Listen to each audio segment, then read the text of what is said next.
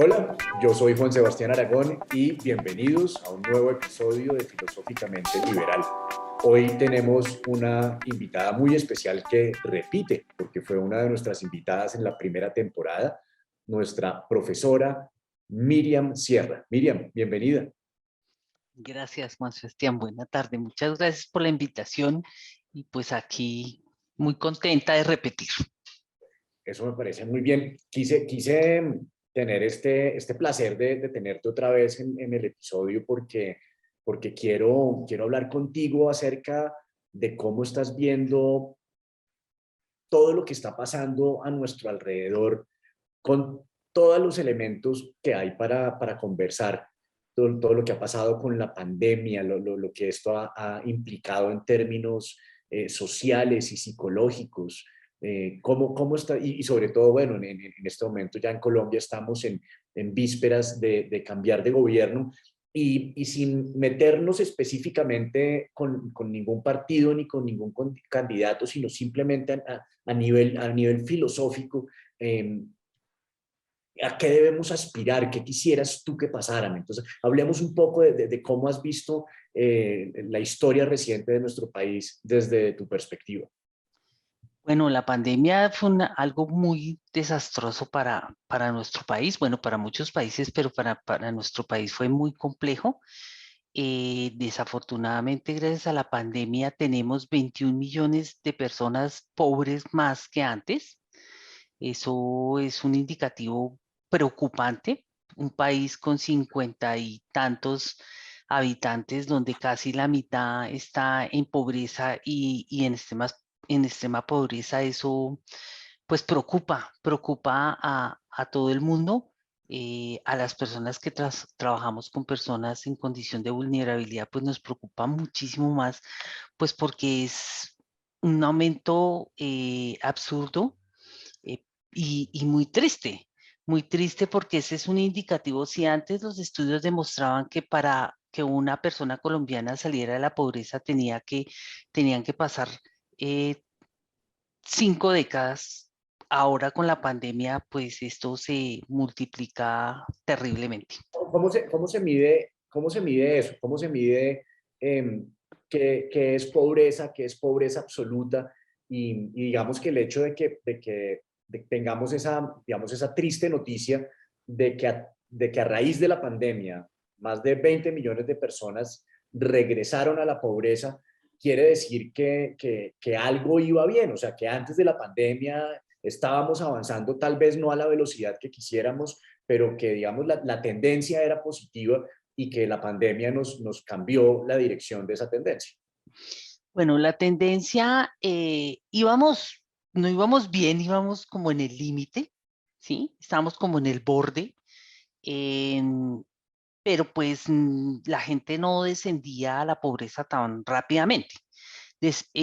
A raíz de la pandemia, esto fue pues el acabose porque la pobreza se dispara profundamente, eh, sumado al hecho que Colombia es uno de los países más desiguales del mundo. Hay unas mediciones estándar que es como, entre otras, el Gini, que demuestra cuáles son las desigualdades. Entonces, cuando hablamos de desigualdades es que hay un grupo muy pequeño de gente que tiene la posibilidad de tener todo, y cuando yo hablo de todo es educación, agua, luz, y todo lo que está centrado en los derechos básicos, y hay una población muy grande que no tiene acceso a estos recursos. Entonces, eh, cuando entra la pandemia, coge al país, pues como cogió a la mayoría de los países, pero pues aunado al mal sistema de salud, al mal sistema de educación, al mal sistema de todo lo que implica los derechos humanos, pues coge a un grupo importante de la población del país y la desciende eh, en la escala de la clase social. Entonces la desciende y es que la clase media baja a ser clase pobre, y la clase pobre pues desciende muchísimo más. Entonces en este país, en este momento, hay gente que no tiene acceso al agua potable, que no tiene acceso a la educación, que no tiene acceso a la alimentación. Y aquí no estamos hablando personas, por ejemplo, personas en condición de vulnerabilidad específica, habitante de calle, no estamos hablando de personas desplazadas, sino estamos hablando de personas que sobrevivían medianamente, pero después de la pandemia ya no tienen con qué sobrevivir. Y eso es un indicador pues terrible porque nos va a tocar muy duro para poder nivelar a estas personas que acaban de descender. Y si a eso le sumamos que somos un país tan desigual, ¿no? Entonces, desigual en el sentido en que hay gente que tiene mucho dinero, pero hay gente que no tiene absolutamente nada. Tengo un estudiante que hizo un estudio en plena pandemia sobre lujo y encontró que, por ejemplo, las toallas higiénicas para las mujeres son un lujo. O sea, un elemento de primera necesidad para una mujer que en su vida fértil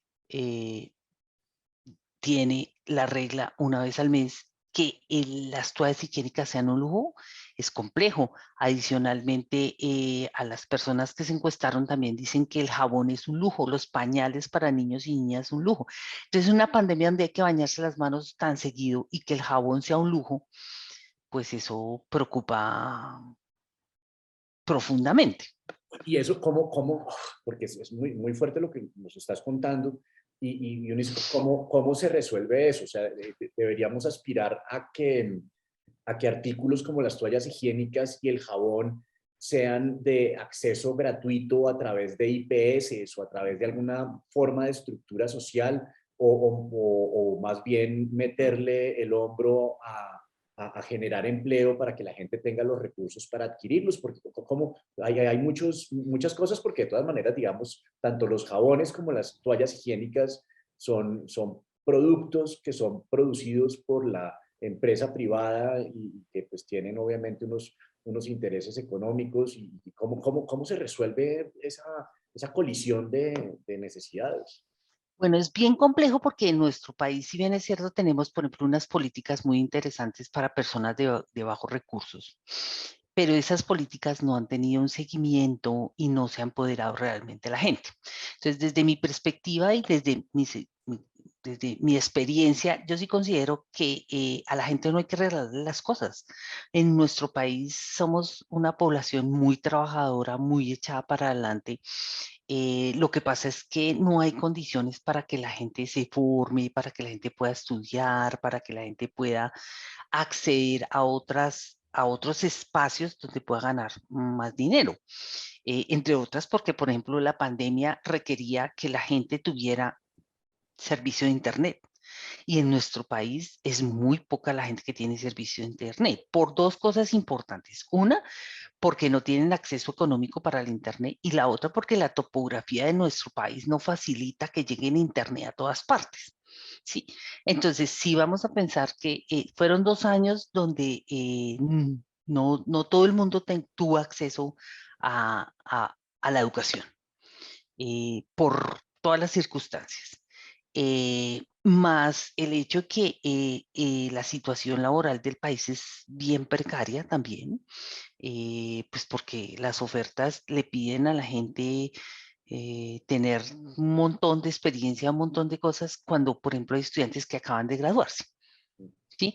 Y la gente de 45 años ya no, ya para muchas empresas no aplica, ¿sí? Porque el que no tiene trabajo a los 45 ya tiene que sentarse a pensar que la posibilidad de poder acceder a un trabajo con ciertas condiciones es casi imposible.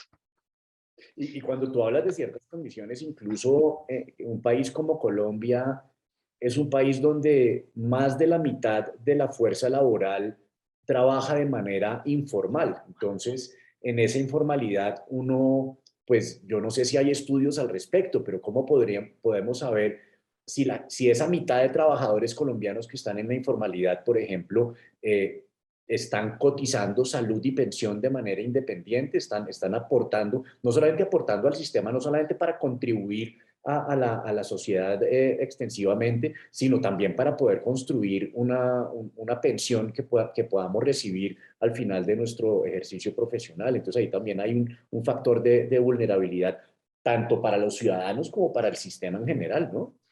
Claro, pero aquí hay dos cosas importantes y es que desde los últimos 4 gobiernos se ha atacado fuertemente al tema de las pensiones, con un ánimo de acabarlas, Mm. ¿sí? De acabar el sistema pensional del país. Eso por una parte. Y por otra parte, pues en la informalidad es muy complejo que la gente pueda cotizar o a pensiones o a salir, a salud. O sea, un señor que vende aguacates difícilmente alcanza a tener el presupuesto para cubrir sus necesidades y las necesidades de su familia y pagar una cuota mensual para pensionarse. Entonces, esto es un sistema, desde mi punto de vista, perverso, porque no favorece a la gente que menos recursos tiene para que pueda subir, ¿sí? Entonces, en ese sentido, la gente se queda estancada en la precariedad y los que medianamente habían podido subir, pues descendieron a raíz de la pandemia, entre otras por la informalidad, pues a raíz del confinamiento, pues la gente no podía salir a vender las cosas que tenía. Y eso estamos hablando de las ciudades, ¿no? Si ya vamos a hablar de lo rural, pues el tema es muchísimo más complejo porque, por ejemplo, desde hace 3 años está llegando el arroz, por ejemplo, está llegando arroz de otros países y la gente ya no está consumiendo el arroz que se produce aquí con la misma frecuencia.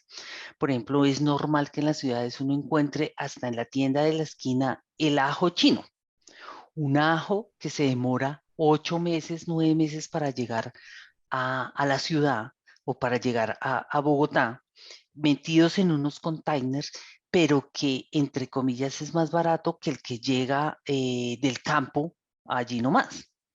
Entonces, tampoco tenemos una cultura de privilegiar lo que producen nuestros campesinos y nuestras campesinas, y esto se vuelve pues una bola de nieve.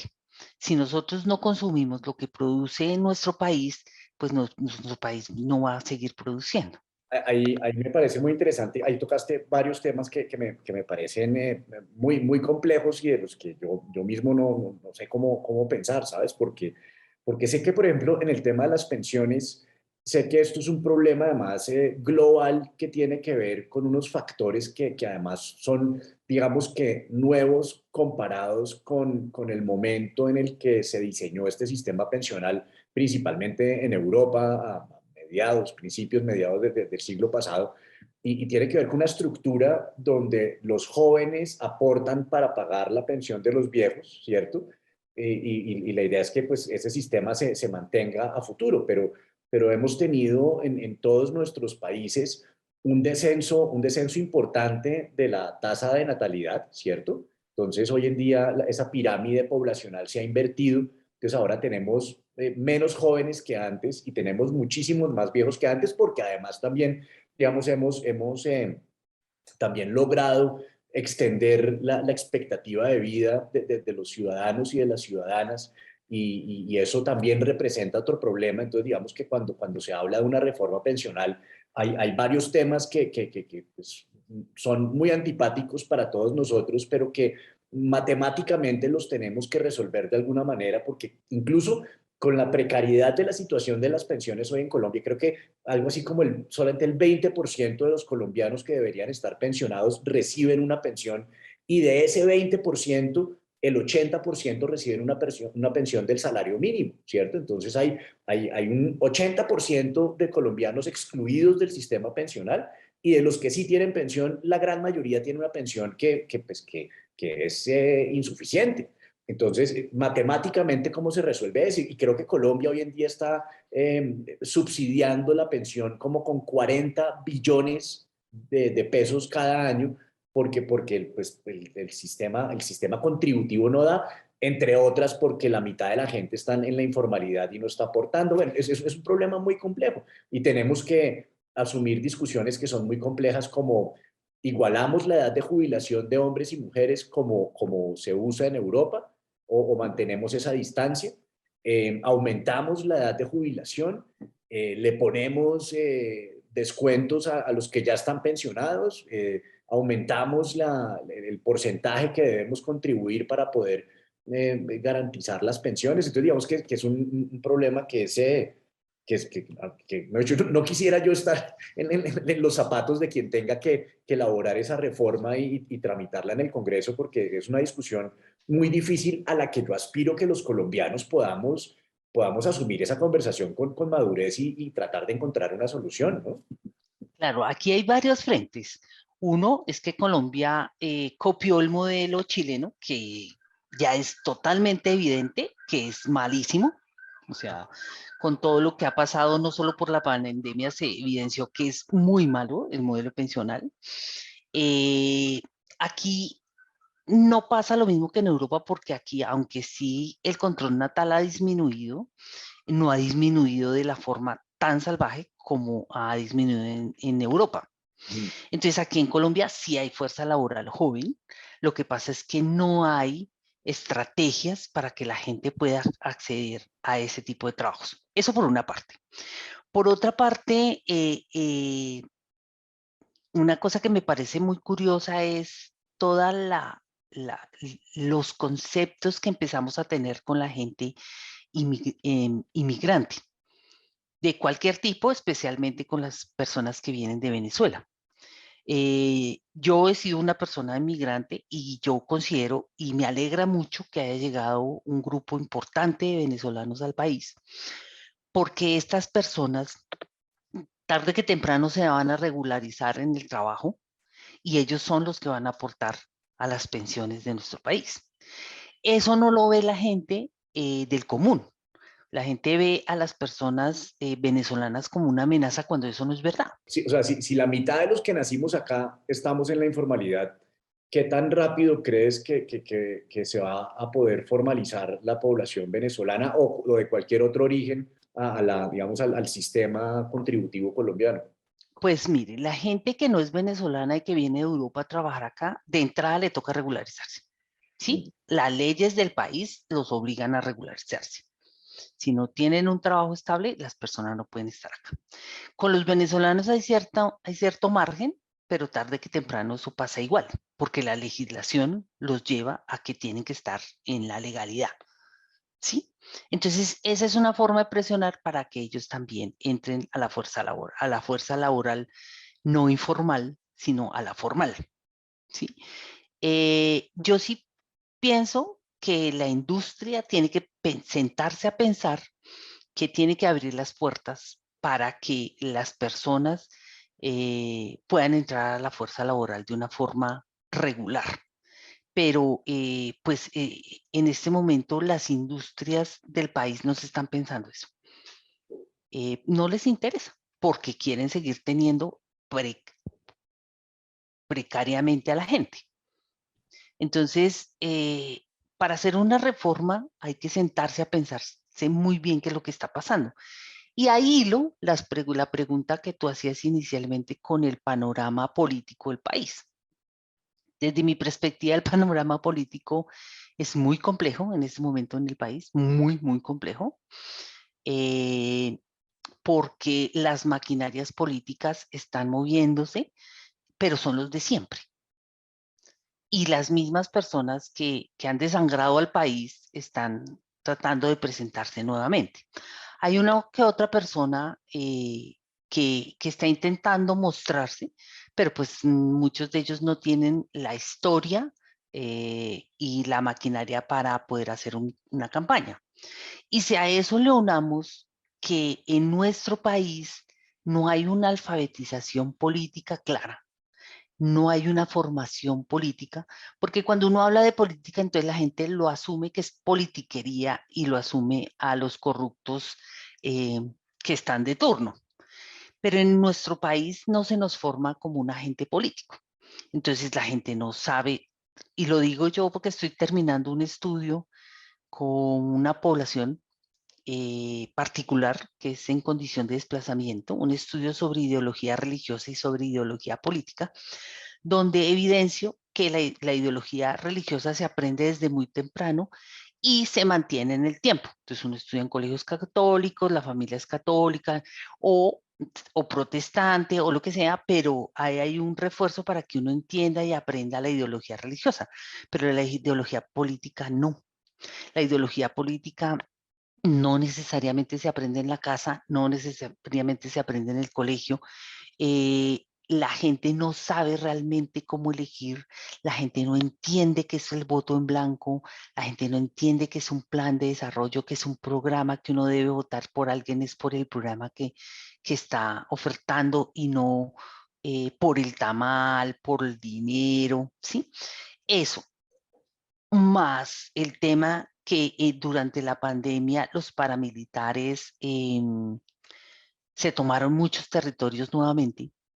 Eso pues agudiza en, en la pandemia. Entonces, esto es como un círculo vicioso. Entonces, volvemos a la pandemia donde específicamente los paramilitares se tomaron muchos territorios que habían dejado, aprovechando la coyuntura, y eso implica pues cosas complejas, donde habrá territorios donde van a obligar a la gente a votar por los que ellos digan, ¿sí? Entonces, el panorama es complejo, no es totalmente desolador afortunadamente, pero es complejo las elecciones que se vienen. Yo la invitación que le hago a todo el mundo es, eh, piense realmente cuál es el plan de desarrollo de la persona que va a estar ahí, porque no podemos seguir en este caos, ¿no? No podemos seguir dándole dinero a los bancos en lugar de darle dinero a la gente en plena pandemia. En- no podemos seguir manteniendo unas cosas como cambiar el uniforme militar, donde se hizo una superinversión en lugar de invertir en el agro, en lugar de invertir, por ejemplo, Si fuera incluso en la formación de esos compatriotas a quienes les hemos otorgado el monopolio de la fuerza para protegernos absolutamente a todos. claro, al menos que fuera eso, que no podemos seguir permitiendo que se hagan negocios con el dinero público, como todo lo que ha pasado con lo de Internet y todo lo demás, y que resulten robándose el dinero y no pase absolutamente nada con las personas que se equivocaron. Yo les doy ahí el beneficio de la duda, haciendo ese tipo de negociaciones, pero pues que no pase absolutamente nada. Es que es un problema muy complejo, Miriam, porque incluso cuando tú hablabas ahorita del tema del arroz y el tema del ajo y del mercado y las importaciones y la producción nacional, que sin lugar a dudas es un tema muy, muy importante. Pero entonces ahí uno lo que, o sea, cuando tú me dices que el arroz o el ajo que viene de la China es más barato que el que se puede producir a 150 o 200 kilómetros de Bogotá, eso es un pero ¿cómo hacen? Y en otro podcast que estábamos hablando precisamente de economía circular, hablando de cómo en los 80 y en los 90, cuando se descubrió que estaba este agujero en la capa de ozono, que era como, digamos, como el primer round que tuvimos que afrontar con respecto al cambio climático, yo le decía a mi invitado que bueno, que ahí habíamos logrado ganar ese round porque todos estos envases que eran con clorofluorocarbonos, ¿cierto? Que eran los sprays, pues realmente logramos sacarlos del mercado y cambiar ese hábito. Y él me decía una cosa que me pareció muy interesante y decía que sí lo logramos, pero porque el mercado pudo ofrecer una solución rápidamente y que era competitiva en precio.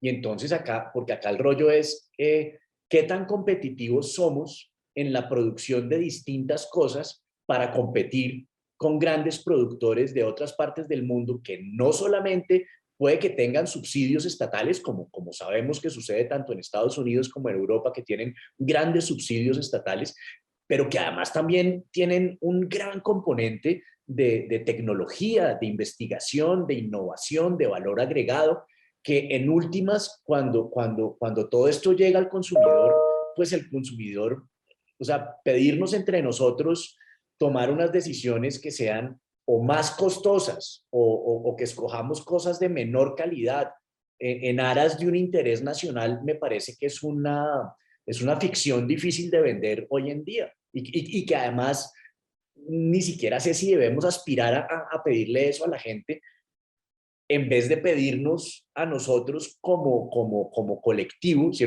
Primero que construyamos una ficción que nos incluya a todos, ¿no? Donde uno mire al campesino, al empresario, a la mujer, al indígena, al afrocolombiano, que en toda nuestra maravillosa diversidad y podamos construir una ficción donde podamos mirar la dignidad del otro y podamos desearle al otro las condiciones que le deseamos a nuestros propios hijos para el florecimiento del ser humano, ¿no? Entonces, y eso implica, esta mañana estaba oyendo en radio cómo nosotros trabajamos, según las cifras, trabajamos casi el doble de horas que los alemanes, pero sin embargo nuestra productividad es una pequeña porción, un pequeño porcentaje de la productividad de los alemanes. Entonces, desde el punto de vista de la psicología y desde la educación, que además yo creo que la educación es tal vez el vector más importante en esta discusión, como qué hemos logrado, porque a mí me parece muy importante saber qué cosas positivas hemos logrado para preservarlas y para cuidarlas y qué oportunidades de mejora tenemos para poder cambiar ese futuro de manera rápida, de manera urgente. Pues una cosa muy importante es que nosotros no nos morimos de hambre en la pandemia. Sí, y eso es un indicador súper importante a tener en cuenta. Y eso sucedió no por las importaciones, sino por la agricultura colombiana. O sea, por lo que teníamos dentro. Cambio de fuente de consumo en ese momento, importante. Sí, sí, claro, porque en plena pandemia, o sea, en el primer año de pandemia no llegaba casi nada de alimentación del exterior. ¿Sí? Entonces se agotaron las existencias y ¿quiénes fueron los que suplieron un gran porcentaje de la alimentación? Pues la gente de nuestro propio país. ¿Mm? Entonces eso muestra que nosotros sí tenemos una capacidad importante de producción. El otro frente fundamental que hay que trabajar es en la educación, pero no solo en la educación de aprender a sumar, a restar y a leer, sino es de aprender a pensar, de pensarse el país, de pensarse yo como ciudadana colombiana, qué es lo que pasa en mi país y cuáles son las acciones que yo tengo que tomar. Y creo que ahí tenemos un déficit bien importante porque volvemos a la situación de precariedad de mucha gente. Entonces, si uno no educa a su población, si uno no alimenta a su población para que tenga un desarrollo cerebral y cognitivo apropiado, uno que espera de la sociedad. Si no alimentamos a nuestros niños y niñas de una forma adecuada, con proteínas, con verduras, para que pueda desarrollar un cerebro acorde a lo que se requiere, y no lo educamos también a pensar, pues ahí lo que estamos haciendo es mantener todavía un grupo de gente que no va a poder subir en la escala, que no va a poder salir de la pobreza porque no tiene los recursos. Eso por una parte. Y la otra parte es que si nosotros no empezamos a pensarnos que la corrección no es una cosa normal, no es algo del vivo, ¿sí? Sino que la corrupción es un problema que se está volviendo generalizado en nuestro país. Claro, hay otros países que están peor, pero pues a mí me interesa mi país en este momento. Si nosotros no nos pensamos que la corrupción es un problema serio y que tenemos que empezar a hacer cosas para que eso no siga pasando, pues 5, 6, 7 se roban lo que aportamos un grupo importante y que debería ser para el beneficio de todo el país.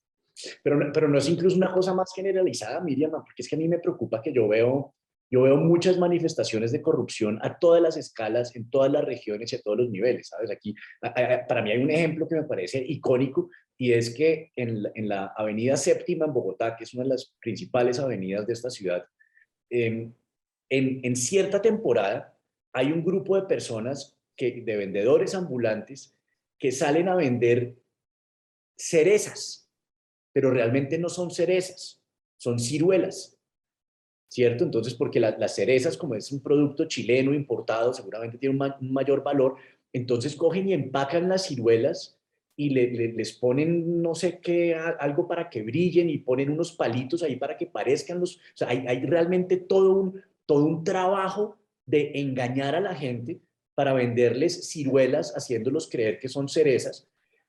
Un fraude que pues claramente se descubre en el momento en que uno se lleve la fruta a la boca.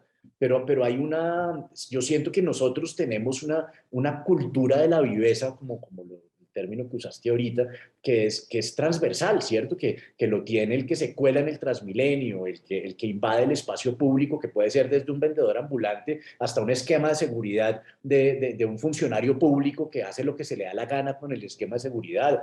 Bueno, pues ejemplos tristemente sobran.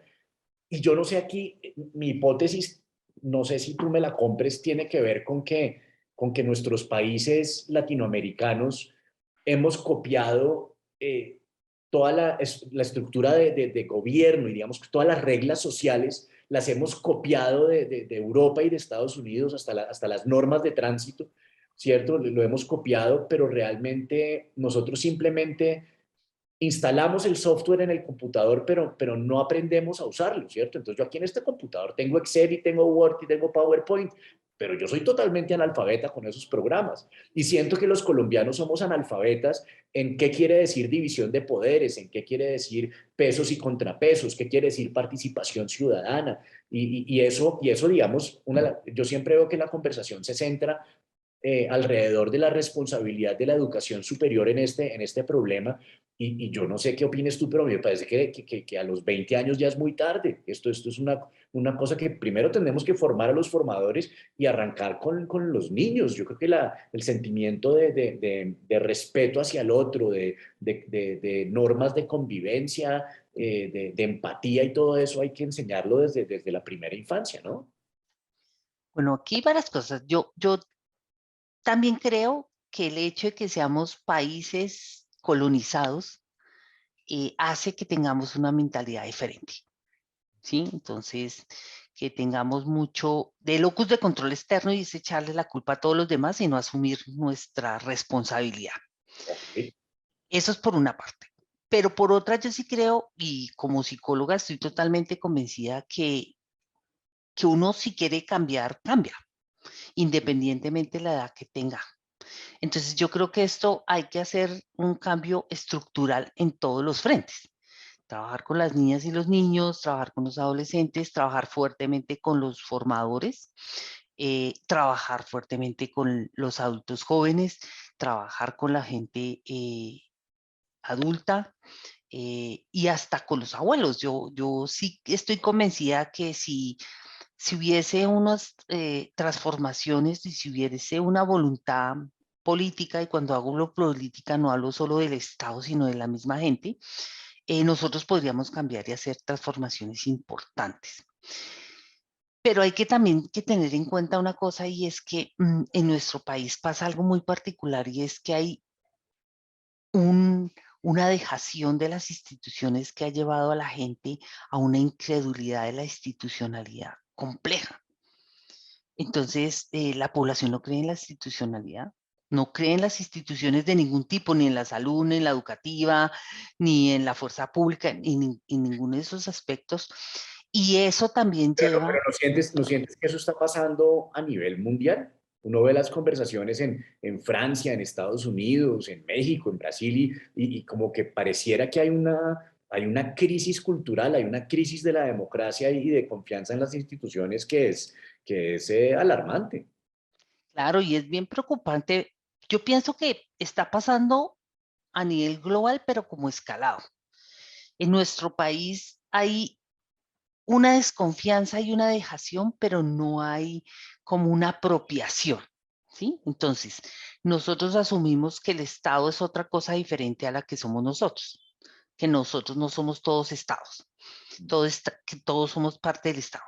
Y lo otro es que el gobierno está allá y yo estoy acá y no asumo que yo soy la que le pago al gobierno, que todas las cosas que funcionan, funcionan es por mis impuestos y porque yo pago impuestos y no solo yo, sino todo el mundo, porque si cualquiera va y se compra un ajo chino está pagando impuestos. ¿sí? Se compra una gaseosa, está pagando impuestos. Entonces, que todo lo que nosotros tenemos es de nosotros y no son de 3 o 4 personas. Entonces, no nos han enseñado a que nosotros nos apropiemos, a que pensemos que nosotros somos los que le pagamos el sueldo a los senadores, a los congresistas, al presidente, ¿m? Que le pagamos el esquema de seguridad a un poco de gente, porque sales de nuestro bolsillo. Entonces, como nosotros no Así, nos hemos... así como también nosotros pagamos toda la infraestructura pública que ha sido destruida durante las marchas. Claro, toda la infraestructura pública, o sea, Ahora, hay un rollo que digamos ahí, yo no sé cuál sería yo no soy economista, pero ¿qué opinas tú? Porque aquí en Colombia, de todas maneras, por nuestras condiciones socioeconómicas, hay un porcentaje importante de la población que no paga impuestos, digamos, impuestos sobre la renta, ¿cierto? Digamos, el IVA lo pagamos todos, hay otro tipo de impuestos que sí pagamos, pero particularmente ese que es un medidor, digamos, del aporte de mi salario al marranito colectivo, hay una gran cantidad de gente que no paga ese impuesto, mientras que en otros países todo el mundo paga impuestos pues, proporcionales a sus ingresos. ¿Qué opinas tú de esas dos políticas? yo estaría de acuerdo que todo el mundo pague. Todo el mundo debería pagar impuestos en este país. No solo la clase media, sino Además, la clase alta. además porque sí, Claro, no solo la clase media, es que es una cosa bien particular. Yo tampoco soy economista, he aprendido mucho gracias a un estudiante economista que tengo en el doctorado, pero yo digo, mire, el problema de la clase vulnerable y de la población que no tiene recursos, que ahorita es más de la mitad de la población, es que a esa población la subsidiamos los de clase media, los de clase alta no, porque un gran porcentaje de la clase alta no paga impuestos o en no este pagan país, o no la proporción que deberían. o no la proporción que deberían. Entonces, el asunto es que nosotros como clase media sí deberemos trabajar y hacer cosas para que la clase baja suba y nos ayude a seguir jalando. Nosotros no podemos esperar que la clase alta asuma esa responsabilidad porque es a nosotros a los que nos toca subsidiar a la gente. Pero esa reflexión no la hacemos en términos generales los de clase media, porque no nos han enseñado a pensarnos así, a pensarnos en colectivo, a pensarnos en sociedad, en que si hay un grupo de gente que está mal, pues es que el resto del país va a estar mal. No vamos a tener los mismos ingresos, nos van a quitar más de nuestros impuestos para poder subsidiar y jalonar a la gente. Entonces, esas cosas no las enseñan en ningún momento de nuestra vida, ni pequeños, ni grandes, ni adultos.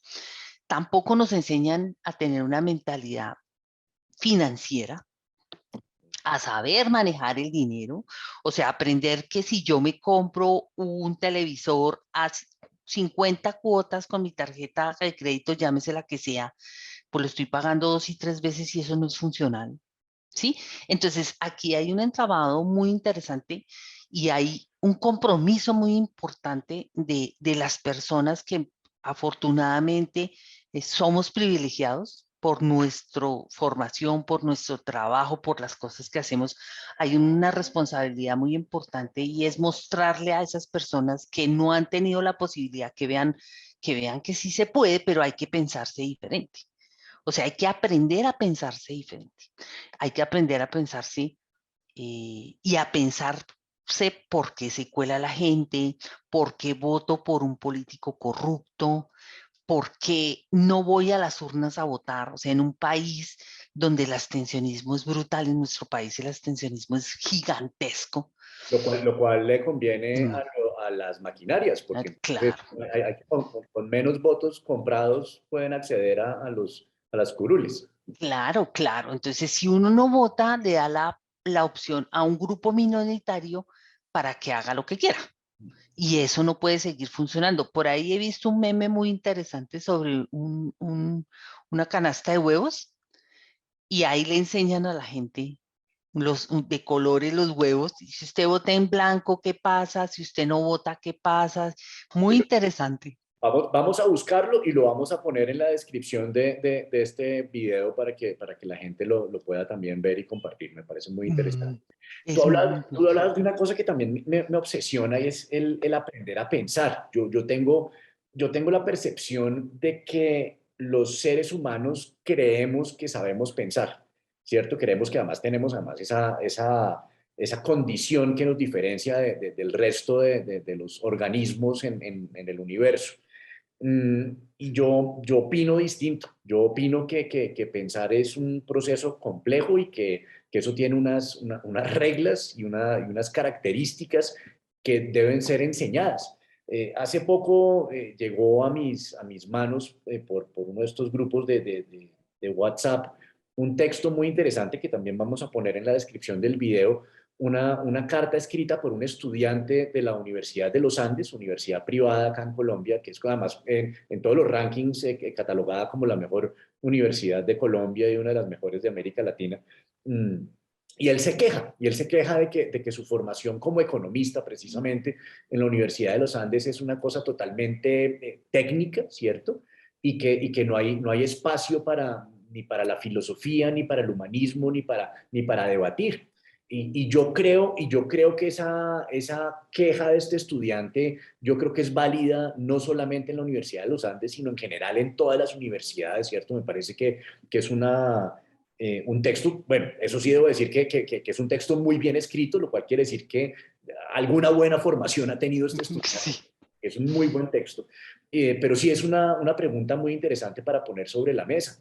Y quiero preguntarte, tú como docente, ¿qué has encontrado a lo largo de los años en este sentido, acerca de qué tanto sabemos debatir, intercambiar ideas, oírnos sobre todo, porque creo que es que nos oímos muy poco? ¿Cómo estamos desde tu visión en cómo se piensa en Colombia?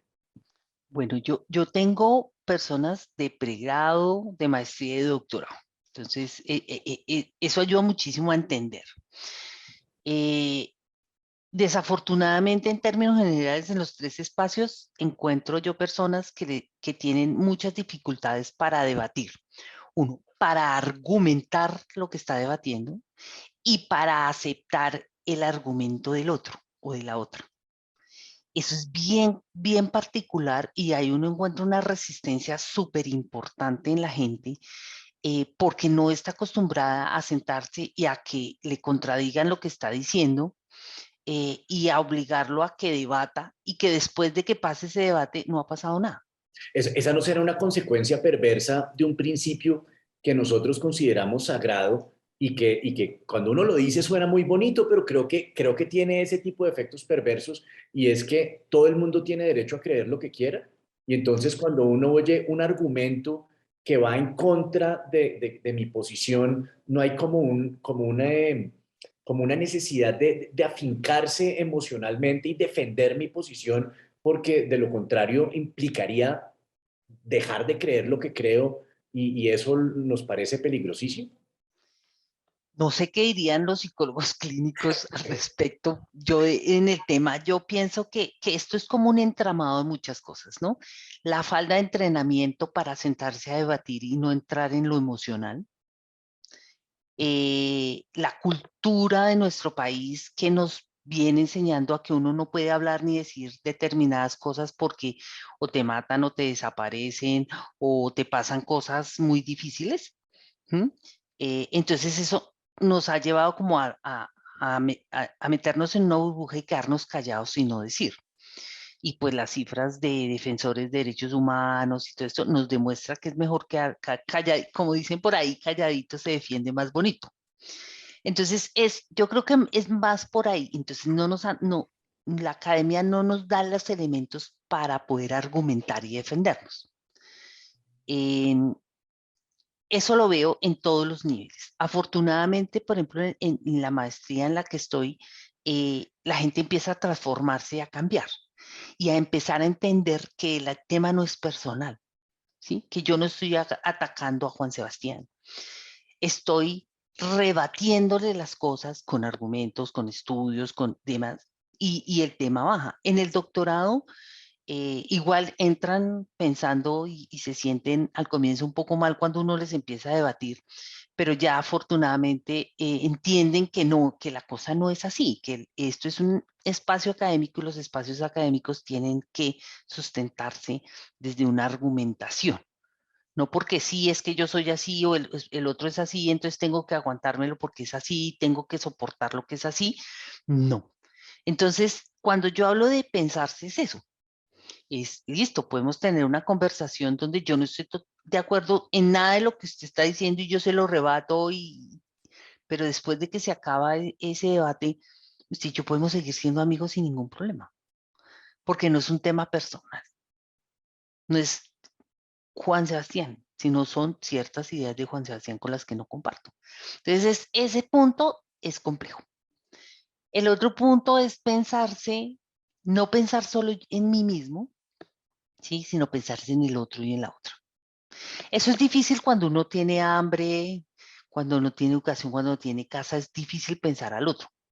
Pero las personas que somos privilegiadas, sí debemos pensarnos a ese otro y a esa otra, porque es que son nuestros coterráneos, son colombianos igual que nosotros. Y así no sean colombianos, son personas y son seres humanos que viven determinadas circunstancias. Entonces, yo, ¿por qué no le echo la mano a otra persona cuando lo puedo hacer? Y echarle la mano no es dar limosna, ¿sí me entiende? No es promulgar que es que yo hago y hago y hago, sino tener, por ejemplo, eso, la capacidad de sentarse con alguien y hablar y decirle, no, es que esto no es personal, tranquilo, no te preocupes. Es que incluso con lo de la limosna, a mí me parece que la limosna es un paso muy pequeño en lo que debería ser la solución estructural. Es que la limosna no dependa de un puñado de personas generosas que resuelven un problema a muy corto plazo, sino que volvamos lo sistemático. Hagamos que la administración de nuestro edificio asuma una limosna sistemática que dé las condiciones mínimas necesarias para que la gente pueda florecer y que ahí para adelante, pues que la gente se dedique a lo que quieran hacer en la vida y que puedan vivir dignamente de lo que quieran hacer en la vida. Yo creo que ese es como lo que yo observo que sucede en los países nórdicos, creo, yo no conozco los países nórdicos, pero esa es más o menos la idea que tengo, donde entre otras cosas, pues uno mira y el costo de vida en esos países es un costo de vida altísimo, ¿cierto? Que sería, uno pensaría inicialmente que es una contradicción, pero cuando uno lo mira un poquito más, uno se da cuenta de que, ah, no, claro, es que cuando yo voy a un restaurante, resulta que en ese restaurante, tanto el dueño del restaurante como el cocinero, como el que lava los platos, como el que saca la basura, todos ganan bien. Entonces eso hace que el plato sea carísimo.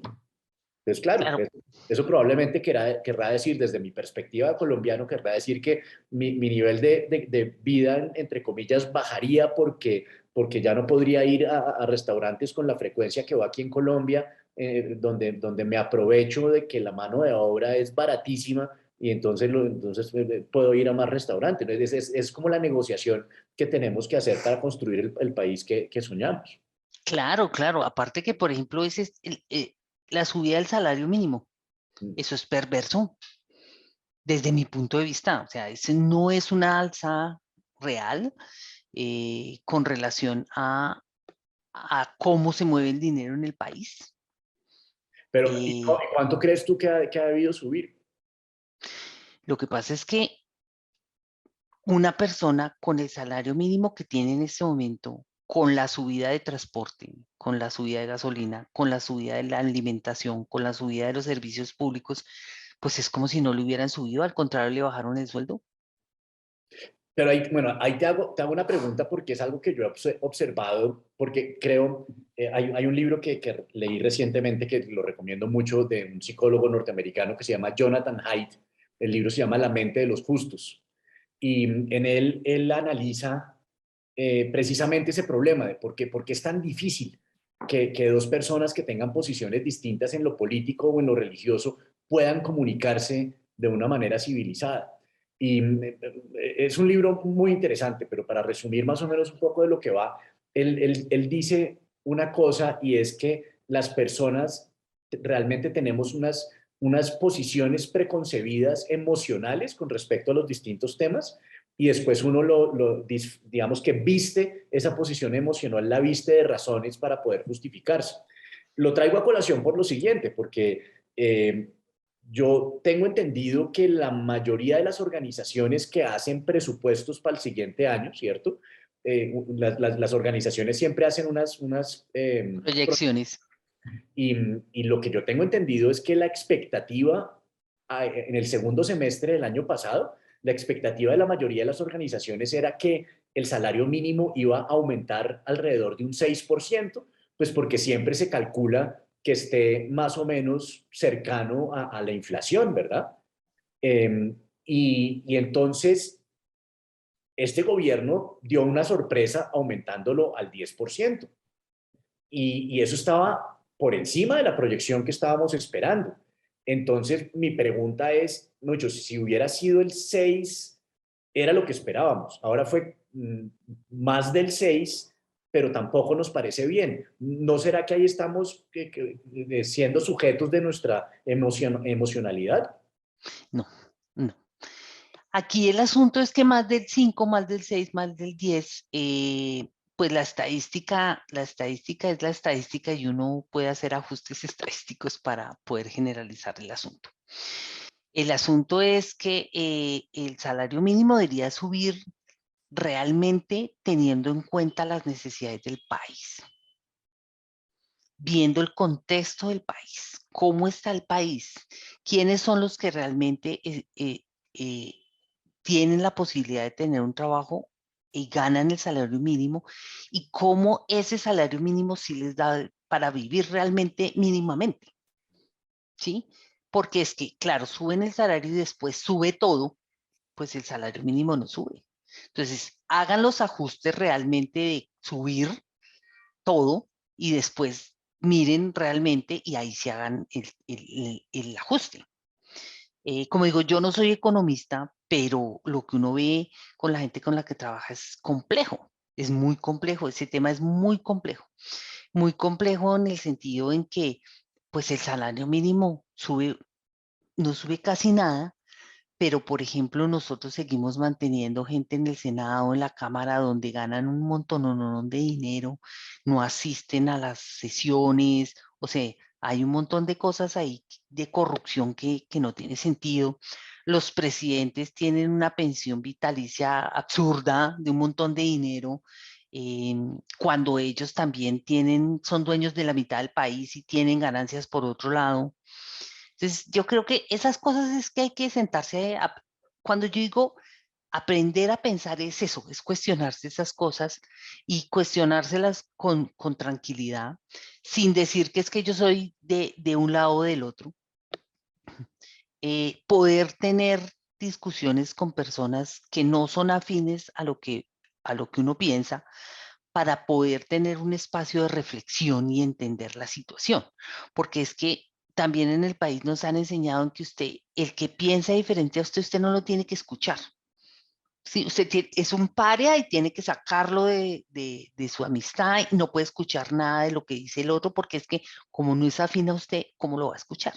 Entonces nos han enseñado a polarizarnos fuertemente, pues porque dividir reinarás, digo yo, pero yo sí lo digo y a título personal considero que uno sí puede tener personas que piensen diferente, y uno sí puede tener un diálogo cordial con ellos. Yo tengo amigas y amigos que piensan diferente y nos damos nuestros debates a veces, y se terminó el debate y nos tomamos un café y seguimos siendo amigos, porque es que la diferencia es la que enriquece. Y en un país tan diferente como el nuestro, tan multicultural, o sea, ¿cómo es que no vamos a aceptar cosas diferentes, así nos parezcan descabelladas? Pero yo creo que eso tiene pregunta. Y mi pregunta es, porque esta es mi posición. Yo creo que una vez más, eso es una cosa que suena muy bonita en la primera formulación, pero cuando uno va a mirar ejemplos específicos, ya uno empieza a ver áreas en las que funciona muy bien, áreas en las que es difícil saber si funciona y áreas en las que yo creo que no funciona, pero esto es lo que te quiero preguntar. Es, uno dice, listo, podemos pensar distinto y podemos ser amigos, lo de ser amigos me gusta. Eso me parece chévere que podamos ser amigos y que podamos debatir cualquier tema e intercambiar argumentos, oírnos es muy importante y pues crecer, porque yo creo que uno crece con esas conversaciones.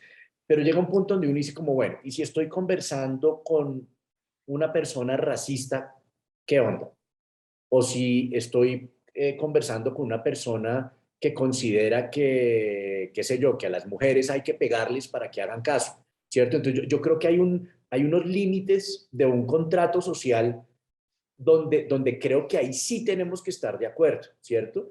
Y creo, no sé, que tal vez soy muy utópico en este sentido, pero yo aspiro a que una regla dorada sea procurar el mayor bienestar para la mayor cantidad de personas, ¿cierto? Entonces, que uno pueda mm, hacer ese ejercicio de decir como, venga, uno no nace, uno no decide dónde nace, ni en qué familia, ni en qué época, ni en qué país, ni en qué nivel socioeconómico. Entonces, ¿por qué no podemos hacer el ejercicio de procurar una sociedad donde uno se sienta bien, no importa en qué lugar de la pirámide le haya tocado nacer, ¿cierto? Entonces, que si a mis hijas les tocara estar en los zapatos de aquella familia, yo quedara tranquilo y satisfecho con que van a tener unas condiciones que a mí me parezcan dignas y digamos, que promuevan su florecimiento.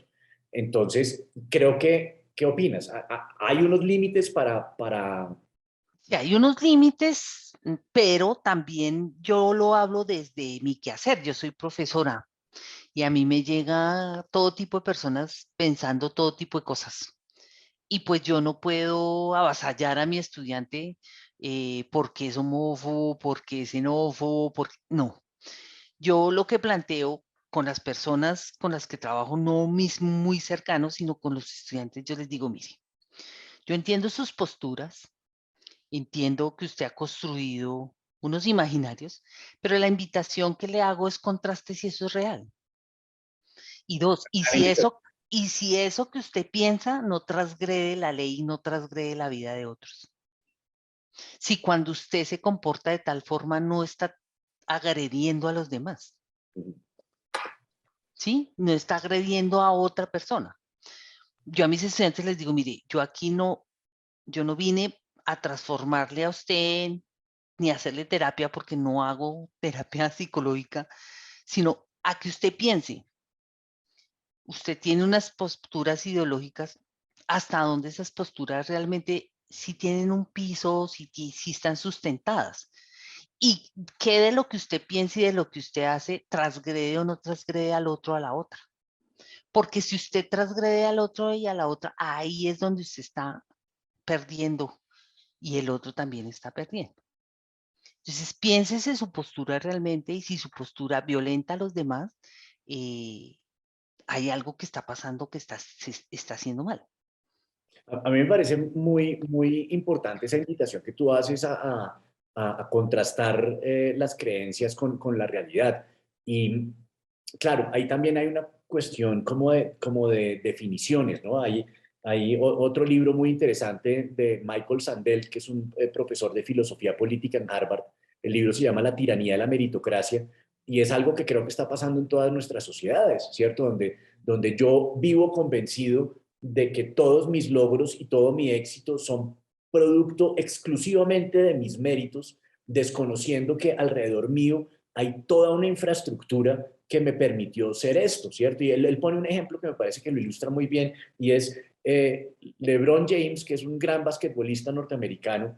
Pues claro, pues el tipo mide 2 metros 10 y seguramente entrena todos los días y es un tipo muy juicioso, apasionado y dedicado y eso claramente ha jugado un factor en su éxito profesional. Pero si LeBron James hubiera nacido en el medioevo, donde la gente estaba más interesada en pintores de fresco que en basquetbolistas, pues su historia hubiera sido muy distinta. Incluso trayéndolo aquí al caso colombiano, un basquetbolista aquí en Colombia no gana lo que gana en Estados Unidos. Entonces, digamos que hay un contexto social que permite que uno tenga unas condiciones y otros tengan otras, pero los que tenemos privilegios no solamente creemos que nos merecemos nuestro éxito, sino que además creemos que aquellos que no tienen privilegios se merecen su situación porque trabajen vagos, ¿cierto?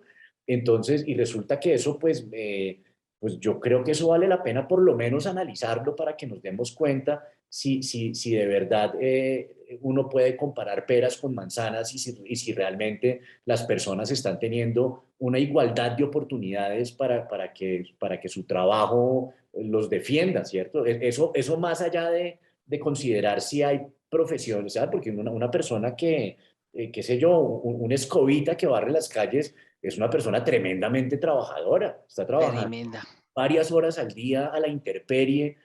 Yo no podría clasificar a una persona así como un vago. Y sin embargo sentimos ese desdén por otras formas de vida que son distintas a las nuestras. Claro, y lo otro también, Juan Sebastián, es que la gente no se da cuenta que lo que es gracias a otras personas. Entonces, a uno le llega comida a su plato gracias a que unos cultivaron. Uno sale a la calle y medianamente ve la calle limpia, es porque otros limpiaron. Sí, entonces, si bien es cierto, hay gente que ha surgido por la famosa meritocracia, pero ¿dónde quedan los demás que le ayudaron a salir adelante? Los papás, los hermanos, los amigos, los colaboradores, las personas con las que uno ha trabajado.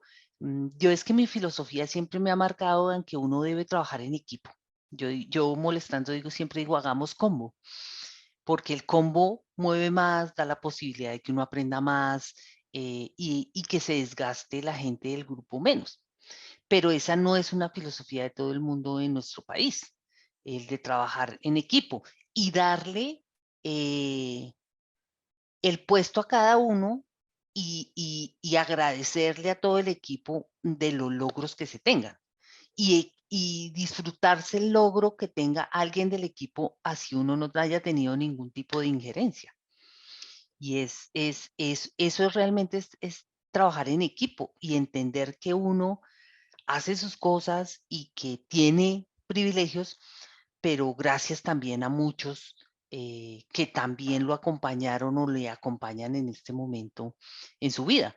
Entonces, entre otras, por ejemplo, a mí eso es algo que me gusta muchísimo de nuestro país, y es que nosotros sí pensamos en el otro, no en todo el mundo, pero sí pensamos en el otro, tenemos amigos, somos leales, somos confiables, al menos en los senos pequeños familiares hay apoyo y uno se da la mano con uno y con otro.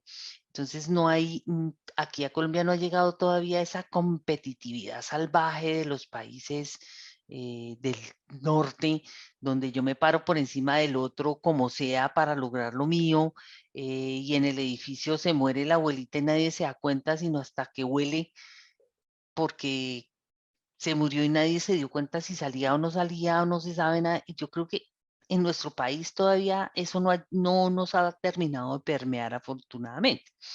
Entonces, eso a mí, por ejemplo, me da esperanza, es esperanzador, el poder jalonarse uno con otro y poder intentar que si salimos todos a flote es más fácil que si uno solo sale a flote. Lo que pasa es que esta es una práctica que no todo el mundo tiene y que es una práctica un poco a veces castigada por la sociedad. Pero yo sí creo que si nosotros nos pensamos, no solo me pienso yo, sino pienso al otro y pienso a la otra, las cosas se transforman.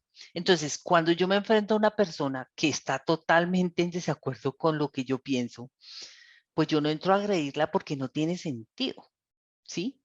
Yo entro a poner mi postura y a ponerle a pensar al otro, a la otra y decirle, bueno, ¿qué de lo que usted está diciendo transgrede a los demás? Que aunque yo soy desesperanzadora con las instituciones y con las leyes, pero yo digo, bueno, ¿qué de lo que usted hace viola los derechos del otro?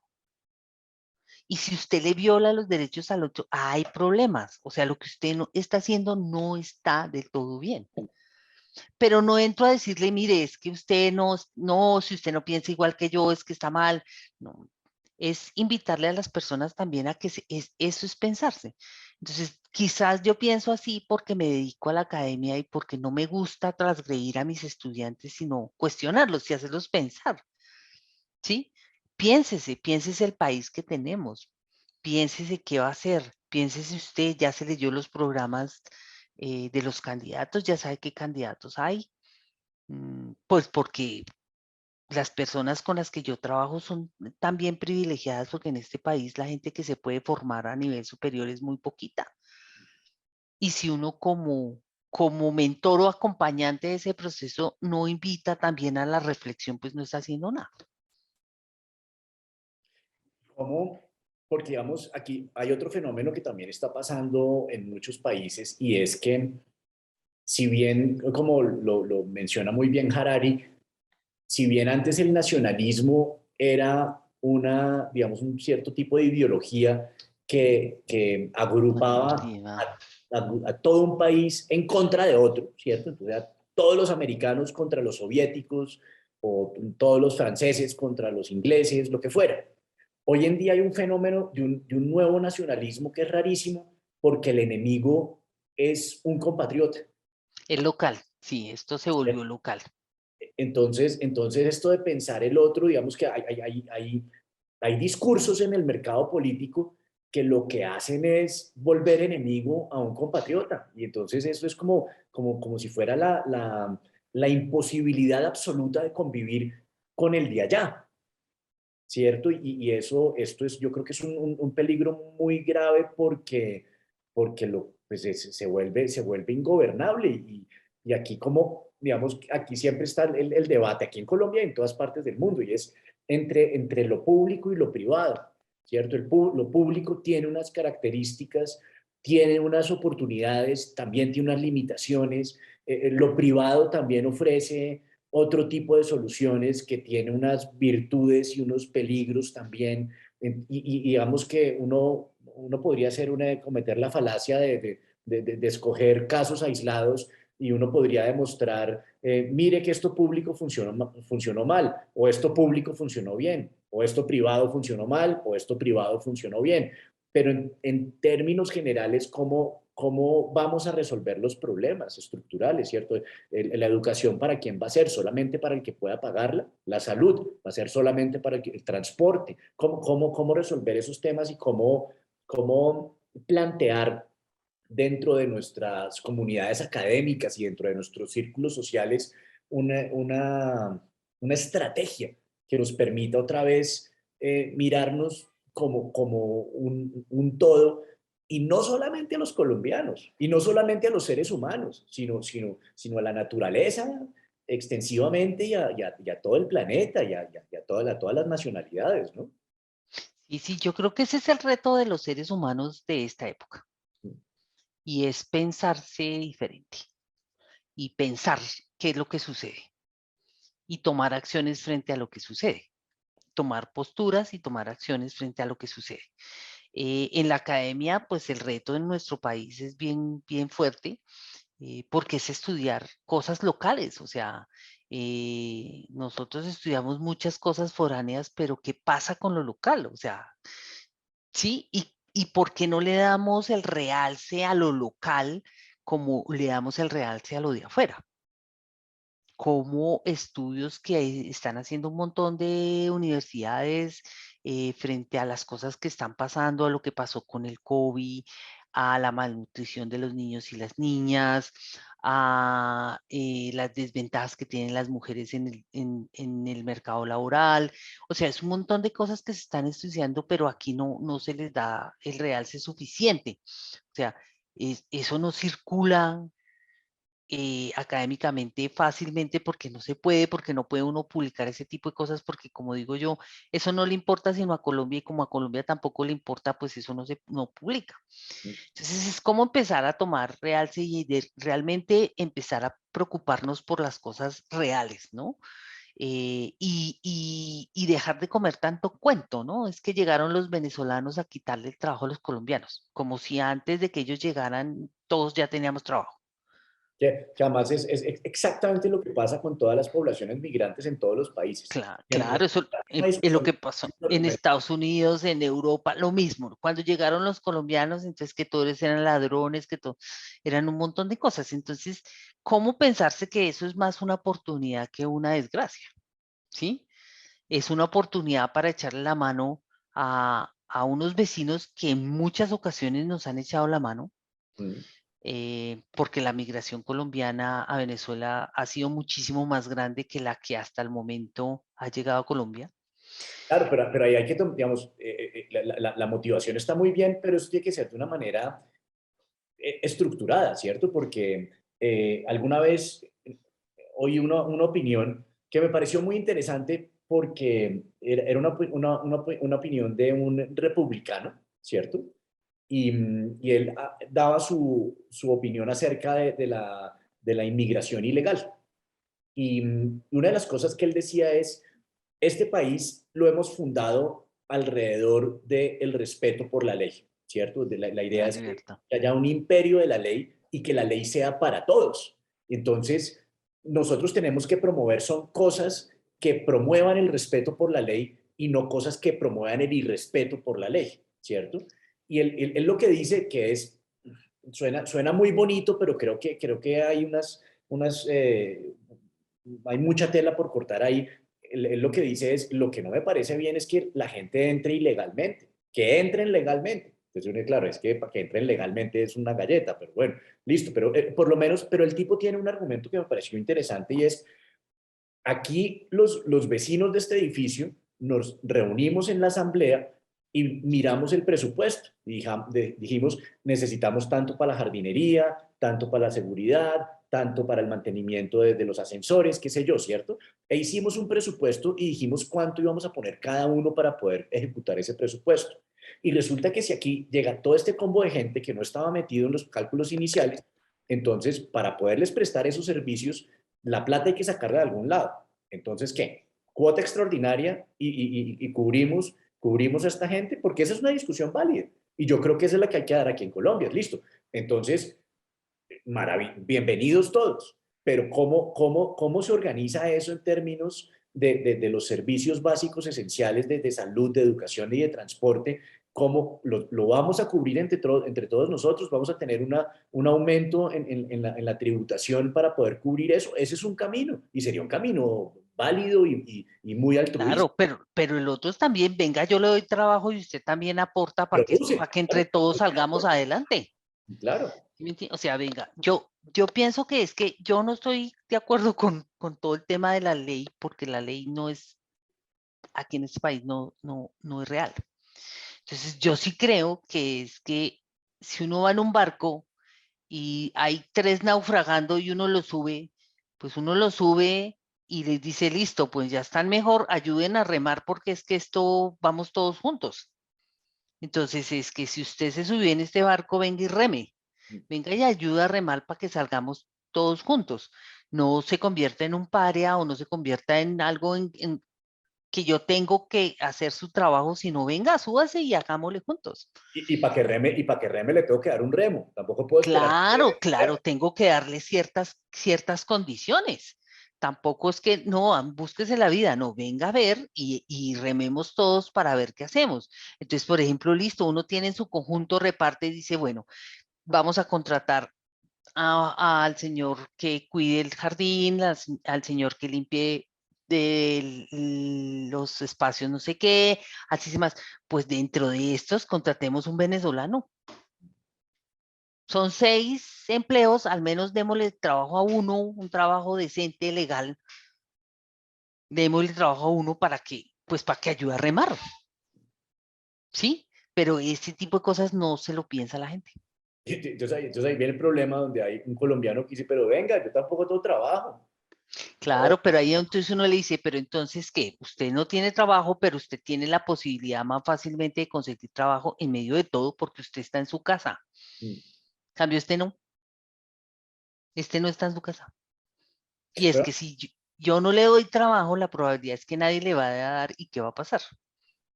claro, claro. Claro, no tiene redes, no tiene un montón de cosas. Entonces, es también hacerle ver a la población colombiana que, que estas personas no tienen todas sus condiciones y que no es un favor que les estamos haciendo, es algo, llegaron acá, pues venga y hagan. El Pero asunto, fíjate que filosóficamente ahí hay una pequeña contradicción que es muy interesante porque al principio de esta conversación estábamos hablando de cómo privilegiar la producción nacional por encima de claro, lo importado para favorecer a los que viven acá y los claro, productores acá que pues tienen una serie de vulnerabilidades. Y esto iría un poco en contravía filosóficamente porque estaríamos privilegiando de cierta manera una importación de recurso humano y quitándole, digamos, esa protección al recurso humano local, que digamos, esa es la filosofía detrás de, de todos los obstáculos para la migración en todos los países del mundo, que usted no puede venir aquí a trabajar porque usted le va a quitar trabajo a un local, ¿cierto? claro, pero eso no es verdad. Mm. O sea, eso no es verdad, porque, mire, en términos de la gente que llega, eh, el Estado, nosotros como Estado deberíamos pensarse un poco más, pensarnos un poco más de darle la capacidad a la gente que trabaje, independientemente si es local o extranjero. Si usted está aquí, venga y trabaje en unas condiciones decentes, trabaje legalmente.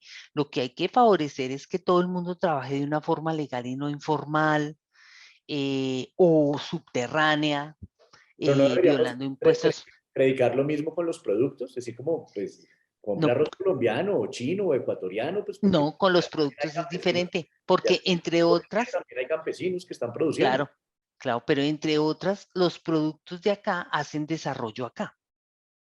Si la persona trabaja acá, hace desarrollo acá, Ujú. no desarrollo en su tierra. Es No, diferente en ese sentido. Claro, si un venezolano consigue trabajo acá, él va a aportar para las pensiones de nosotros, acá, no para las pensiones de los venezolanos en Venezuela. aunque jugando de abogado del diablo, pues uno diría, bueno, pero el arroz importado pagará unos aranceles y pagará un IVA y pagará unas cosas donde también hará una Claro, contribución a la economía el local. asunto es que no es igual con la economía local. Mm, Esto es lo mismo que la minería, Juan Sebastián. mm, La minería produce un dinero que se le queda a las regiones, pero devasta las regiones ujú. y no es proporcional. Ese Entonces, es otro tema que es bien complicado y lo digo aquí con un pequeño paréntesis de una columna que leí hace poco a Moisés Wasserman, que es ujú, una persona cuyo criterio admiro y respeto muchísimo, y donde él tiraba un dato y él decía, si aspiramos a pasar a hacer la transición a energías renovables, tenemos que hacer 6 veces más minería de la que estamos haciendo hoy en día. Entonces ahí el tema es, tenemos que aprenderla a hacer de manera amigable con el medio ambiente, tenemos que aprenderla a hacer nosotros para que no sean las multinacionales las que se lleven ese recurso y tenemos que aprender a que la riqueza que genere esa minería realmente se quede. beneficia a todos los colombianos. A mí, digamos, yo tengo un dato, este es un dato totalmente, digamos, especulativo, pero creo que no está muy lejos de la realidad. La Guajira es uno de los departamentos menos poblados, digamos, con menor densidad poblacional en Colombia. Y es uno de los más ricos en minería, ¿cierto? O sea que si uno cruza la riqueza que produce esa minería en ese departamento con la pequeña población humana que habita esa región, esa gente debe tener un PIB como el de Luxemburgo. Entonces uno dice como, hombre, y ese es el caso de La Guajira, pero eso se podría extrapolar a otras regiones del país. Entonces dice, si nosotros tuviéramos un poquito de respeto por nosotros mismos y por nuestros compatriotas, uno debería encontrar que en La Guajira debería estar el Instituto Tecnológico de Riohacha, debería ser el más importante de América Latina. Y el Museo de Arte de Arte Contemporáneo de Maicao debería ser un referente continental. O sea, deberíamos tener una infraestructura de colegios, de universidades, de parques, de laboratorios, de investigación, pues no, y allá la gente se muere de sed y de hambre, y hay una violencia endémica, y ese es un problema muy complicado. Porque no nos pensamos como país. y porque no pensamos. Y porque, por ejemplo, ahora en espacio de elecciones, la gente no reflexiona, no piensa sobre lo que pasa y lo que ha pasado. Y porque el marketing político hace sus estragos con la población, ¿no? ¿Y Convence. qué esperanza tenemos? Porque digamos, hombre, yo creo que con todas nuestras cuitas, Colombia está mejor que hace 50 años en Sí, varios, claro. varios sectores. Sí, sí, sí, sí. Por ejemplo, en términos de violencia, o sea, por más que digan que en este momento la violencia se ha disparado, como estuvo en los 80, como estuvo en los 90, no. Y en otras cosas, en equidad de género, la situación de las minorías, ¿cierto? Tal vez el único vector que está en crisis en este momento es el tema medioambiental, pero en resto, digamos, la situación comparada con... Steven Pinker en su libro Los ángeles que llevamos dentro tiene una frase que me gusta mucho y que ya la he mencionado varias veces acá, es que un conservador de hoy en día es más liberal que un liberal de hace 50 años, Sí, sí, sí. Sí hemos cambiado en esos aspectos. ¿cierto? Sí, Hoy sí. en día ni siquiera los más extremistas religiosos hoy en día están luchando por acabar con el divorcio o por defender o por mantener la virginidad de las mujeres antes del matrimonio. Esos son temas que ya quedaron chuleados, creo yo. Más o menos, ahí vamos en camino. Yo creo que ¿No? todavía no están choleados del todo. Ahí vamos, ahí vamos. Pero sí estamos bastante mejor en muchas cosas. Pero pues todavía nos queda mucho. Y para mí el hecho que quede mucho es una oportunidad, no es una amenaza. Mm. En nuestro país hay todo por hacer. Y Hay se está todo por hacer. Y se está hablando, no solamente en Colombia, sino en muchas partes, la presión por hacer el tránsito a energías renovables, por alcanzar la equidad de género, por eliminar el racismo y la xenofobia. O sea, realmente hay una presión social nunca antes vista en unos temas que antes, pues es que ni siquiera Eran aparecían. intocables, claro, y uno ya puede hablar medianamente con libertad de esos temas y la gente no se asusta, o sea, no sale corriendo. Entonces, ahí hay una oportunidad interesante. Yo creo que estas nuevas juventudes ya se piensan diferente, entre otras por el acceso a la información. La pandemia ayudó muchísimo a que entendiéramos que usted puede conseguir cualquier información en Internet y que si usted se pone juicioso a buscar, encuentra. Mm. Entonces ya no, uno ya no se limita a los medios de comunicación única y exclusivamente a los tradicionales, donde uno se enteraba de las noticias siempre por las mismas, sino que ya uno ya puede controvertir, ya puede pensarse a otras cosas y eso ayuda muchísimo para que no haya monopolios ni de pensamiento, ni de economía, ni de un montón de cosas y eso creo que ayuda a que uno se piense diferente. Y la invitación es que sí hay que pensarse y hay que pensar al otro y a la otra. Y hay que hacer que nosotros incentivemos que el otro se piense, ¿Cómo? especialmente ¿Qué los que el estrategias otro, plantear que el así, otro, aplicable, concreta, que que el pueda... otro y la otra se piense. Y si somos docentes, pues muchísimo más. O sea, que no creemos robots humanos que no tengan la posibilidad de ver otras alternativas y de pensarse si lo que está haciendo es adecuado o no para él, para ella y para los demás. Y eso requiere una formación, porque es que es una cosa que a mí me lo pregunto permanentemente, ¿cierto? Hay muchos espacios, sobre todo pues lo que uno puede ver en redes sociales, donde realmente lo que uno ve son unas tribus con unas posiciones totalmente monolíticas, donde realmente ahí no hay ningún diálogo, y eso pues es totalmente infructuoso. Entonces, cómo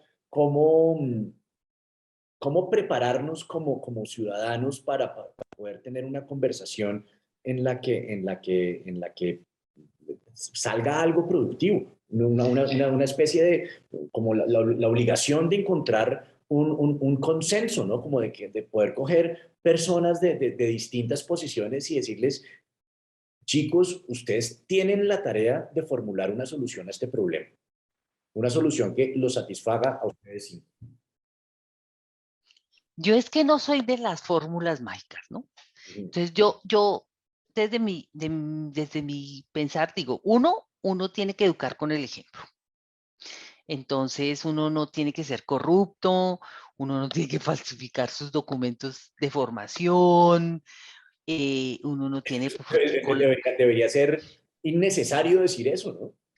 pero como estamos es así. Entonces uno tiene que, y también si uno cometió un error, poder decirlo con tranquilidad y decir, mire, me equivoqué, esto pasó. Entonces, educar uno con el ejemplo, ¿sí? Y dos, hacer pensar a su entorno sobre las cosas que vive. Pensar, no, y no clasificar, ¿no? Entonces, usted porque es de este, entonces yo ni le hablo, usted ya lo satanicé, ya, no, nada. Entender por qué hace parte, por qué tiene esas ideas, entender y cuestionarle las cosas de una forma respetuosa, porque es que en este momento nos hemos pasado la barrera y ya no somos respetuosos con el otro. Bueno, el narcotráfico el paramilitarismo nos ha ayudado un montón. Es que usted no sabe quién soy yo, ¿no? Como lo dije la vez pasada, pero uno sí tiene que ser respetuoso con la gente, independientemente que sea la persona que uno con la cual no comparte ni la vena, digo yo, nada, pero es tratar de pensar por qué esa persona piensa esas cosas y cuál es la misión que vino a hacer en este mundo, ¿no? Porque hay muchas personas con las que uno no está de acuerdo que quizás vinieron a que uno se repiense y a que se cuestione quizás que lo que uno está pensando no es tan cierto como creía, o para que se reafirme, para que diga, no, es que definitivamente la cosa es así. Y eso debería ser otra obviedad en un país que se supone que es mayoritariamente católico cristiano, ¿cierto? Y es el tema de decir como, venga, estamos totalmente en desacuerdo con respecto a estos temas, pero sin embargo, yo a usted le deseo que esté seguro, que su familia pueda disfrutar de educación, de salud, de recreación, de un ambiente, ¿cierto? Yo a usted le deseo cosas buenas, así no estemos de acuerdo. Claro, pero es que como los medios nos enseñan a que no, a que yo tengo es que odiarlo, al que es diferente tengo que odiarlo, diferente en lo que sea, porque como no se parece a mí, entonces como es diferente, yo tengo que odiarlo. Y aunque ya hablamos de muchas cosas, de la igualdad de género, la igualdad de diversidad sexual, la igualdad por raza, eso todavía no se cumple porque nos centramos todavía en que yo tengo que odiarlo porque es que usted es diferente a mí. Pero entonces ahí hay un rollo y es,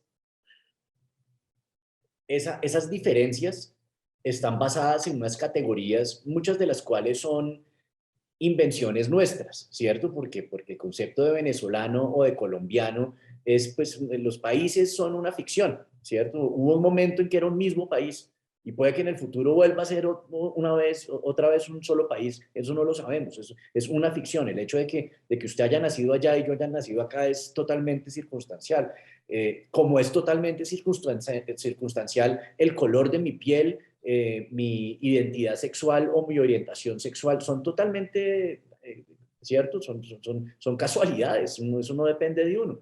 Pero sin embargo también estamos en un momento donde pareciera que hay en ciertos aspectos de la conversación donde en vez de eliminar categorías para que todos seamos simplemente seres humanos, cada vez se están abriendo más categorías, ¿cierto? Entonces, ya yo no soy ni gay ni lesbiana, soy no binario o soy... Hay una cantidad Pansexual sexual, hay o cosas que yo como, bueno, que sé lo que quieras hacer y lo que te haga feliz, pero digamos, a veces hay momentos donde yo siento que, o que no siento, ¿no? Que he visto, donde dice como, tú no puedes hablar, tú no tienes derecho a hablar en este tema porque tú eres un hombre heterosexual, blanco, eurocentrista, entonces tú no tienes derecho a hablar. Y yo como, hombre, no, claro, has tenido unos privilegios, claramente has tenido unos privilegios, eso no lo puedes negar, pero no te puedo quitar la oportunidad de dar tu opinión en esto. Expresar y dar la opinión, claro, pero entonces yo creo que esa proliferación de categorías nos va a llevar a un momento, aunque ya no sirvan para nada ninguna. Y volvamos al origen. Usted es un ser humano. Bueno, Usted ojalá.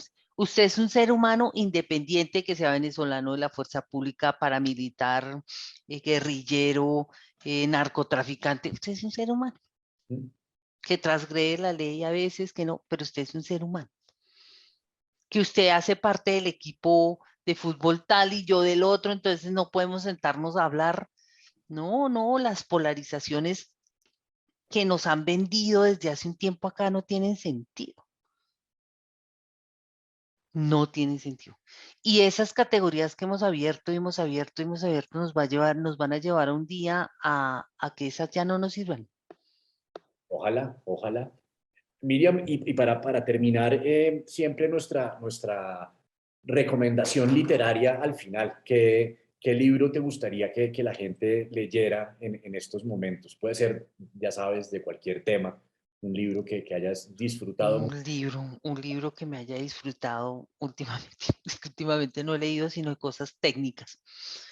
También se Eh, vale recomendaciones técnicas si piensas que puede ser de provecho para la mire, comunidad. mire, para mí me parece importante, sobre todo en un país como el nuestro, donde no conocemos bien nuestra historia, yo les recomiendo los libros de Molano, De Alfredo Molano. de Que Alfredo Molano. Mm. Es un escritor que ya no está con nosotros, pero ha relatado y ha escrito tantas cosas de nuestro país. ¿Alguno en particular? De Trochas También, Perfiles, no el que quieran, pero él es un autor muy, muy interesante que le muestra a uno cómo es nuestro país de una forma diferente, y es un cómo gran es nuestro escritor. país. Mm. Y yo les invitaría a que no solo leyeran a Molano, sino a que tuvieran la oportunidad de ir y conocer nuestro país. Eh, en sus vacaciones no se vaya al país, vaya a conocer el país. O vaya a conocer fuera, pero haga como yo digo con unos amigos, uno en Colombia y otro por fuera. Entonces, la invitación es conozca nuestro país. Conozca, o sea, va, siéntese donde un campesino tome café recién hecho y pregúntele cómo salió ese café. Va, pregúntele a la señora del Meta que montó la empresa de arroz. Vaya allá y siéntese y pregúntele cómo fue que montó su empresa de arroz y qué es lo que tan duro que le ha tocado. Mm. Porque es la forma de entender realmente al otro y la otra. De acuerdo. Entonces, la invitación es conozcamos a la gente de nuestro país, conozcámosla realmente, Y es un gran tesoro, porque además. y conozcamos nuestro país, que es Es hermosísimo, es verdad. hermosísimo, y consumamos productos nacionales. Muy bien. Apoyo la moción después de toda la discusión, pero la apoyo totalmente. Miriam, muchísimas gracias por A esta ti, nueva oportunidad que con seguridad no será la última. a ti, muchas gracias, siempre es un placer hablar contigo. Bueno, Muchas, muchas gracias. hasta la próxima. Feliz tarde y hasta la próxima. Gracias.